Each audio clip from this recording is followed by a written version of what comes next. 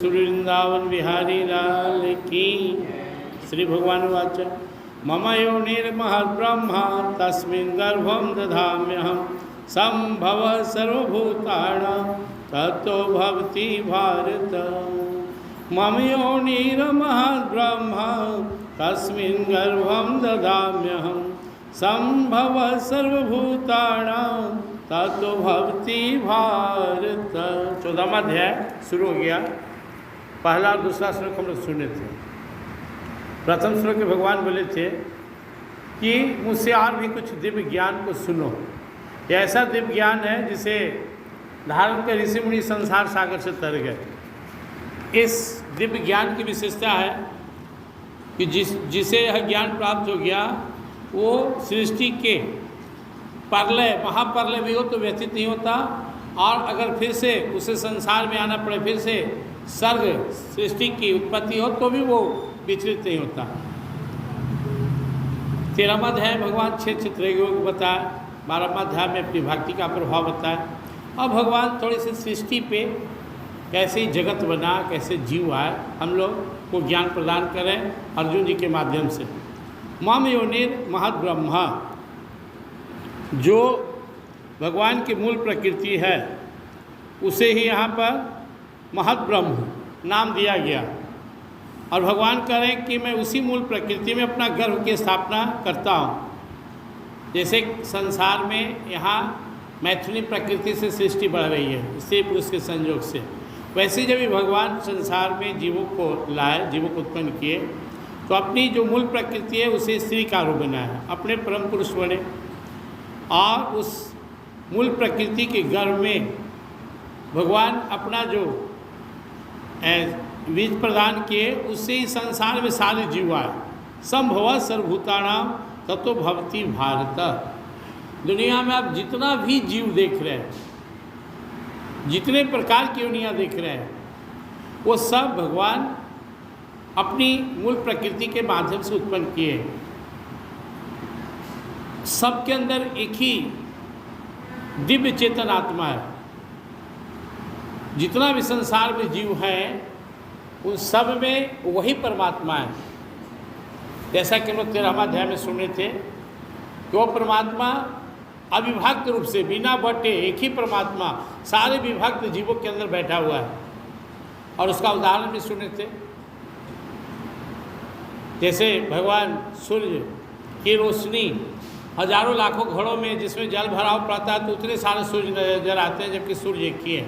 वैसे ही हम सब प्राणी अलग अलग हैं, जीव अलग अलग है, लेकिन सबके अंदर वही परमात्मा बैठा हुआ है, सबको संचालित कर रहा है। तो यहाँ जो सबसे महत्वपूर्ण बात है उसको समझना है। जैसे एक किसान का कई खेत है और हर खेत में अलग अलग फसल लगाता है, और जो बीज बोता है वैसा ही फसल भी होता है। किसी में धान, किसी में गेहूँ, किसी में चना, किसी में मक्का, कहीं गन्ना, कहीं बादाम, कहीं पेड़ पौधा। जैसा बीज बोया, धरती तो एक ही है, धरती तो समान है, लेकिन उसके जो उर्वरापन है, जो उसमें डाला गया बीज है, जो उसका देखभाल, उसके अनुसार अलग अलग फसल उत्पन्न होते हैं। वैसे ही हम सब भगवान की सबसे श्रेष्ठ योनि है मनुष्य। उसी तरह से पशु योनि है, पक्षी योनि है, कीट मकोड़े की योनि है, जलचर है, नभचर है, नाना प्रकार की योनियाँ हैं, और सबको भगवान प्रकृति के माध्यम से उत्पन्न करते हैं। यानी दुनिया में जितने भी जीव हैं सबके परम पिता हमारे प्रभु ही हैं, और सबकी माता प्रकृति है। अब परम पुरुष साहब प्रकृति के अनुसार हम लोग जितने भी जीव यहाँ पे आए, अब किसमें कितना पोटेंसी डाला गया। अब कोई छोटा सा फसल है, कोई विशाल पेड़ है, तो उसके बीज पर निर्भर करता है। वैसी परमात्मा ने जो प्रकृति के अंदर गर्भाधान किए, जो ऐसा उनका संकल्प था कि ऐसा जीव उत्पन्न करना है, वैसा जीव उत्पन्न हो गया। कहीं मानव भी बना, कहीं कीट मकोड़े भी बने, कहीं विशाल हाथी जैसा प्राणी भी आया, तो कहीं चींटी जैसे छोटे छोटे कीट भी हैं, कीड़े मकोड़े हैं, जल में रहने वाले भी हैं, थल में भी रहने वाले हैं, नभचर भी हैं। तो परमात्मा जो है डिसाइड किए मुझे इस संसार में कैसे कैसे जीव लाना है। जैसे कोई फैक्ट्री बनाता है, मशीन बैठाया, कंपनी बैठाया, तो पहले से ही डिजाइन करता है कि मुझे ऐसा प्रोडक्ट बनाना है, और वैसा वो डिजाइन के अनुसार प्रोडक्ट बनाता है। वैसे परमात्मा को जब सृष्टि बनाना हुआ तो सब पहले से प्री डिसाइडेड था, क्या करना है, कैसा जीव बनाना है। मनुष्य तो मनुष्य कितने प्रकार का बनाना है, हाथी कितने प्रकार का बनाना है, कुत्ते कितने प्रकार का बनाना है, बंदर का कितनी योनियाँ होंगी, सब डिसाइड करके परमात्मा ने बनाया। लेकिन हमें याद रखना है जितने भी जीव हैं सब के अंदर वही परमात्मा बैठे हुए हैं। उसके बाद शुरू होता है यहाँ संसार में खेला। अपने कर्म के अनुसार सभी जीव ऊपर नीचे आते जाते रहते हैं। अब सबसे श्रेष्ठ योनि, सबश्रेष्ठ योनि मानव का है। अगर हम लोग इसका सदुपयोग करें, परमात्मा की भक्ति करें, तो हम इसे ऊपर चले जाएंगे, ऊपर में इस परमात्मा को प्राप्त हो जाएंगे। और अगर हम इस शरीर का दुरुपयोग करें तो हम अधमाधम योनियों में जाएंगे। तो यह क्लियर है कि हम जो है वो परमात्मा का ही अंश है। और चूँकि परमात्मा में कहा गया ओम पूर्णमिदं पूर्णात् पूर्णमुदच्यते पूर्णस्य पूर्णमादाय पूर्णमेवावशिष्यते, परमात्मा पूर्ण है। इसलिए हमारी अंतरात्मा भी जो सोया हुआ आत्मा राम में भी पूर्ण है। जाग जाए तो भी परमात्मा मिलकर परमात्मामय हो जाएंगे। जब तक उनसे दूर है तब तक यह जीवात्मा बना हुआ है, आत्मा है या बद्ध जीव है। आगे 15वां अध्याय में भगवान बोले हैं ममई वांसो जीवलोके जीभूत सनातना मनस्स्थान इंद्रियानि प्रकृति स्थानी कष्टि। प्राणियों के अंदर में बैठा हुआ जो आत्मा मेरा ही सनातन अंश है, आदिकाल से। हम सब परमात्मा के पता नहीं कब से परमात्मा ने हमें बनाया, उत्पन्न किए। लेकिन एक बात मन में बैठा लेना है, मुझे उत्पन्न करने वाला, मुझे बनाने वाला परमात्मा है, और मेरी चिंता करने वाला भी परमात्मा है। क्योंकि कोई भी बाप अपने बाल बच्चे को ऐसे ही नहीं छोड़ देता है, और परमात्मा तो सर्व सामर्थ्यशाली पिता है। अब आगे आप सुनेंगे खेला शुरू हुआ। चूँकि हमारी माँ मूल प्रकृति है, और प्रकृति त्रिगुणात्मक है, सत्वगुण रजोगुण तमोगुण तीन उसका अंश है। इसलिए जब तक हम माया की ओर आकर्षित हैं, त्रिगुणमयी माया हमें बांध कर रखती है। हम जब छोटा थे तो माँ के गोद में रहते थे, बाहर नहीं जाना चाहते थे, ना हम स्कूल जाना चाहते थे, ना बाहर निकलना चाहते थे। लेकिन हमें धीरे धीरे ट्रेनिंग दिया गया, दुलार कर डांट कर स्कूल भेजा गया, और फिर पढ़ना शुरू किया। वैसे ही संसार के सारे जो मोह माया में इतना फंसे हुए हैं, वो परमात्मा की ओर आसानी से जाना नहीं चाहता। वो अपनी माया, चूँकि असली माँ बाप तो परमात्मा ही है, लेकिन माँ आया, जैसे घर में आया रख ले, दाई रख ले सेवा के लिए, उसको क्या टेंशन है, बच्चा को उतनी चिंता क्या है।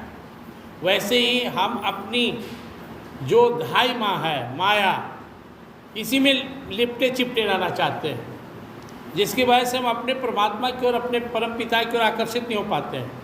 लेकिन जब सत्संग करते हैं, जब हम भजन करते हैं, जब हम किसी संत सत्पुरुष सज्जन भक्त के संपर्क में आते हैं, तो उनसे हमें सीख मिलती है, हमें ज्ञान होने लगता है कि नहीं, मानव जीवन केवल संसार में, संसार के विषय भोगों में फंसकर नष्ट करने के लिए नहीं है।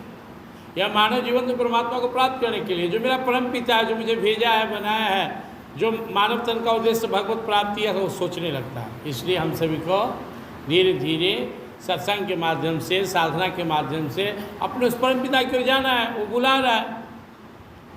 माँ के गोद में बच्चा को आनंद तो आ रहा है, खेल भी रहा है, मौज कर रहा है, खूब खा पी के मस्ती में है, लेकिन वो ज्ञान प्राप्त नहीं करता है। उसको स्कूल जाना है तो पिता माँ से छीनते हैं कि चलो ले चलेंगे। तो वही संसार के जो मोह माया है, यहाँ आपको आनंद तो आ रहा है, अरे वास्तविक आनंद नहीं है, यह ऐसे ही क्षणिक सुख है। लेकिन जो वास्तव में मनुष्य तन का उद्देश्य है, वो हमें प्राप्त नहीं होगा। इसलिए हमें वहाँ से चलकर सत्संग आना होता है। कितने सारे लोग सत्संग आ पाते हैं, सब कहीं ना कहीं अपनी माया, माँ आया, माया उन्हें रोक लिया। कोई जो है अपने परिवार में, कोई इष्ट मित्र में, कोई मोह माया में, कहीं टीवी में, मोबाइल में, कहीं ना कहीं रुक गए, फंस गए, यहाँ तक नहीं पहुँचे। तो हमको इसलिए परमात्मा ये सब जानकारी दे रहे हैं कि तुम मेरा ही पुत्र हो, मेरा ही अंश हो। मैंने ही तुम्हें प्रकृति के माध्यम से प्रकृति में गर्भाधान किया, जिससे तुम उत्पन्न हुआ, और तू भी नहीं, सारे जीव संभव सर्वभूतानाम तत्व भक्ति भारत अर्जुन। मैं परम पुरुष परमात्मा अपनी प्रकृति के माध्यम से सारे जीवों को बनाया हूँ। दो बात है, एक बात कि सारे जीव परमात्मा के ही है, इसलिए हमें किसी से नफरत नहीं करना है, सब एक ईश्वर है। इसलिए जब ज्ञान होता है तो लोग क्या कहते हैं, सिया राम में सब जग जाने, सब में मेरे ही प्रभु है। बात भी सही है, एक ही परमात्मा सबके अंदर बैठे हुए हैं। वो मनुष्य नहीं, कुत्ता बिल्ली पशु पक्षी कोई भी हो, वासुदेव सर्वम, सब वही तो है सबके अंदर। दूसरी बात कि हमें सिर्फ अपनी माया के ही फेर में, अपनी प्रकृति के चक्कर में नहीं रहना है, बल्कि हमें उस परम पिता को ढूंढना है जो मुझे बनाए हैं, जो मुझे उत्पन्न करने वाले हैं, और जो इसलिए मुझे बनाए हैं कि ताकि मैं उनके लीला में शामिल हूँ, उनसे प्रेम करूँ और संसार सागर से निकल जाऊँ। इसलिए ढूंढिए अपने उस परम पिता परमात्मा को, और वो आपसे दूर नहीं है, आपके साथ है, आपके पास है, आपके सामने है। इनसे प्रेम कीजिए। इस तरह से जो आप माया से बाहर आएंगे, माया के गोद से उतरेंगे, जैसे बच्चा माँ के गोद से उतर कर धीरे धीरे दालान पर गया, दरवाजे पे गया, स्कूल गया, बाहर निकला, उसी तरह हमें सिर्फ अपने रोटी कपड़ा मकान दुकान पत्नी बेटे धन दौलत मोह माया में ही नहीं लिप्त रहना है। समय निकाल कर हमें सत्संग में आना है, हमें साधन करना है, हमें भजन करना है, जिससे हम अपने स्वरूप को जान सके, परमात्मा को प्राप्त कर सके। इसीलिए साधना करनी है। साधना की आवश्यकता इसीलिए है ताकि हम अपने असली परम पिता तक पहुंच सके, ना कि संसार में गोता लगाते रहें, 84 लाखों में भटकते रहें। उस परम पिता को प्राप्त कर लिए, वो भेजा ही था, जाओ संसार में सब कर्म करो मुझे याद करते हुए, अब पास होकर वापस आ जाओ। और इंतजार कर रहा है, जब जीव कहता है कि अब हाँ प्रभु, हाँ मेरे पिता, हे परम प्रभु, अब संसार से मेरा जीव हर गया, वापस ले चलो, तो बुला लेते हैं। जीव जब तक कहता आओ धन चाहिए, आओ पद चाहिए, और स्त्री सुख चाहिए, पुरुष सुख चाहिए, कुर्सी का सुख चाहिए, जीव का सुख चाहिए, इंद्रिय का सुख चाहिए, तब तक परमात्मा नहीं बुलाते। जा भटक, जिसका परिणाम होता है कि हम बारंबार जन्म मृत्यु के चक्कर में पड़ते हैं। जैसे प्रार्थना करते हैं परम प्रभु, मुझे एहसास हो गया कि संसार में सुख नहीं है, संसार मेरा अपना नहीं, आप ही मेरे स्वामी हो, उसी समय परमात्मा उसे बुलाते हैं, क्या चलो लौटो निकलो। तो यह एहसास ही सत्संग में आकर्षित करता है। यह एहसास ही आपको धीरे धीरे निचले पैदान के पूजा पाठ कर्मकांड से उठाकर फिर भक्ति लाइन में लाता है। आप परमात्मा को ढूंढते हैं, उन्हें प्राप्त करते हैं और निकल जाते हैं। इसलिए लगे रहिए, अपने जो वास्तविक पिता हैं, परम पुरुष परमात्मा है, परम पिता हैं, उनको संसर्ग में आने के लिए सत्संगी सहारा है। उनका नाम लीजिए, उनको ध्यान कीजिए और उनको प्राप्त कीजिए। प्रेम से वृंदावन विहार गीता माता की जय। अगले श्लोक में भी भगवान इसी बात को और आगे बढ़ाते हैं जो इस श्लोक में भगवान ने कहा, इसी पर जोर देते हुए कहते हैं, सर्वयोनिषु कौन्तेय मूर्तयः संभवन्ति यः तासां ब्रह्म महत्योनिर् अहं बीजप्रदः पिता। इसकी व्याख्या कम बेसी प्रथम श्लोक में हो गया, जिससे भगवान ने कहा मम योनिर् महत् ब्रह्म तस्मिन् गर्भं दधाम्यहम्। जो प्रकृति है, मूल प्रकृति, भगवान ने कहा उसे मैं अपनी स्त्री बनाकर दुनिया में सारे जीवों को उत्पन्न किया हूँ। तो भगवान उसे अगले श्लोक में स्पष्ट करते हैं, सर्व योनिषु कौन्तेय मूर्तियः संभवन्ति। दुनिया में जितनी भी योनियाँ हैं, जितने प्रकार के प्राणी हैं, थलचर जलचर नभचर, छोटे बड़े सूक्ष्म, जितने भी तरह के प्राणी और कीट मकोड़े और जो भी है, मनुष्य से लेकर जितने भी, तासाम ब्रह्मा महत योनिर अहम बीज प्रदः पिता। उस सब की माता मेरी प्रकृति है और मैं उसे में प्रकृति में बीज प्रदान करने वाला उसका पिता हूँ, गर्भाधान करने वाला पिता हूँ। इस तरह से हम लोग 7वां अध्याय भी सुने थे। यह शरीर प्रकृति की है।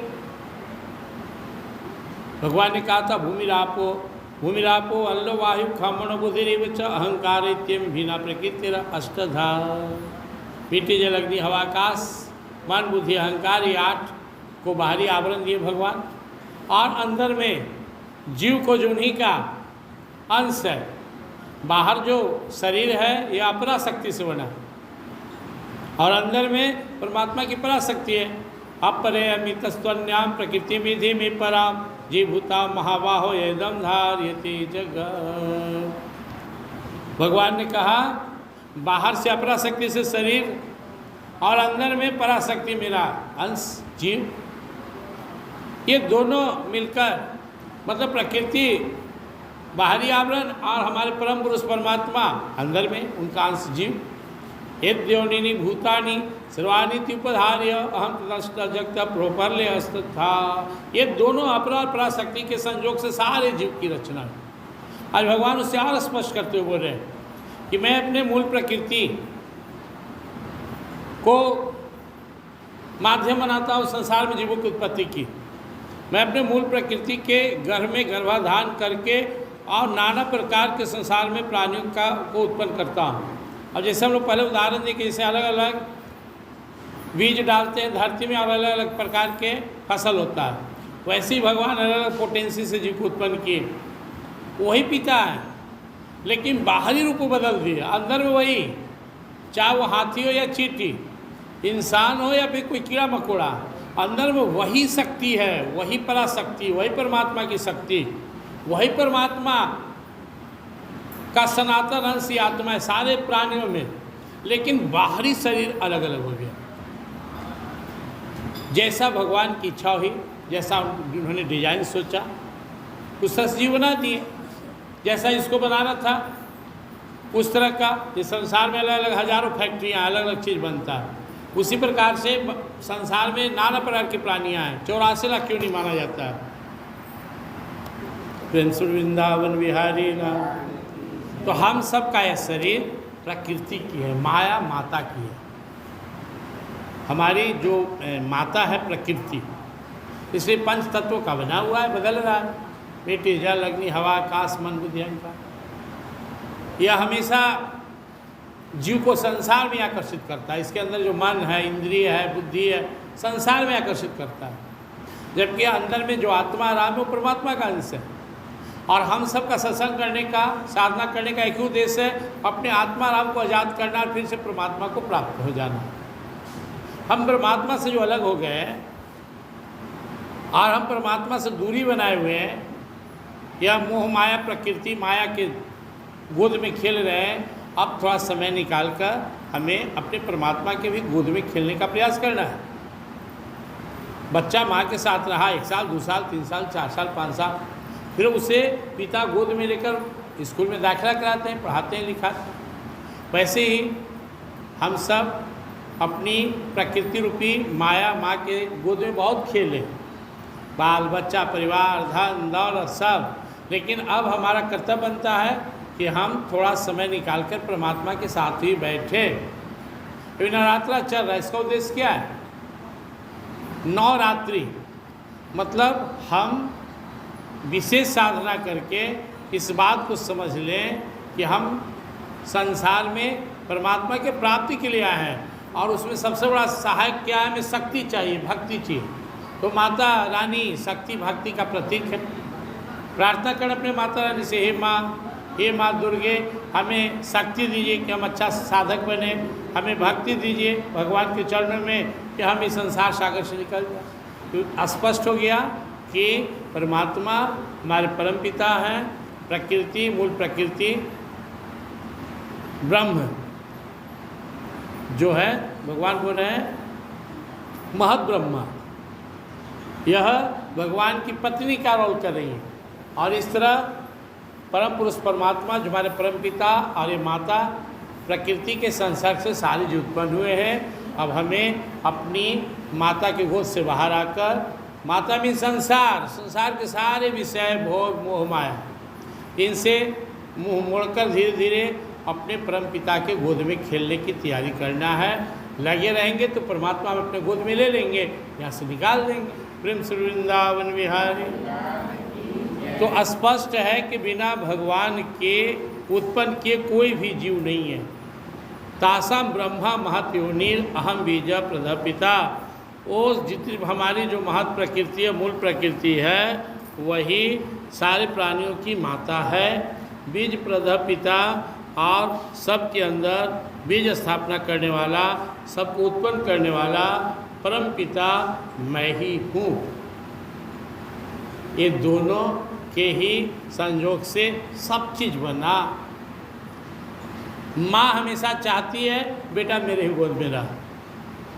ये ले झुनझुना, ये धन, ये बेटा, ये दौलत, ये पद, ये प्रतिष्ठा, मोह, माया, इंद्रिय सुख, इसी में वो चाहते के साथ रहे। और हमारे परमपिता चाहते हैं कि तुम आप चेतो, अपने परम धाम वापस चलो, असली घर। इसलिए मेरी भक्ति करो, मुझ में लगो और निकल जाओ। अब हम सबको तय करना है कि हम बहुत जन्मों से अपने प्रकृति माता के गोद में खेल रहे हैं, भटक रहे हैं, कितने प्रकार की योनियों में जाना पड़ा। अब इस मानव तन का सदुपयोग करते हुए हम परमात्मा के गोद में खेलें, उन्हें प्राप्त करें। प्रेम श्री वृंदावन विहार। गीता माता की, सत्य सनातन धर्म की जय।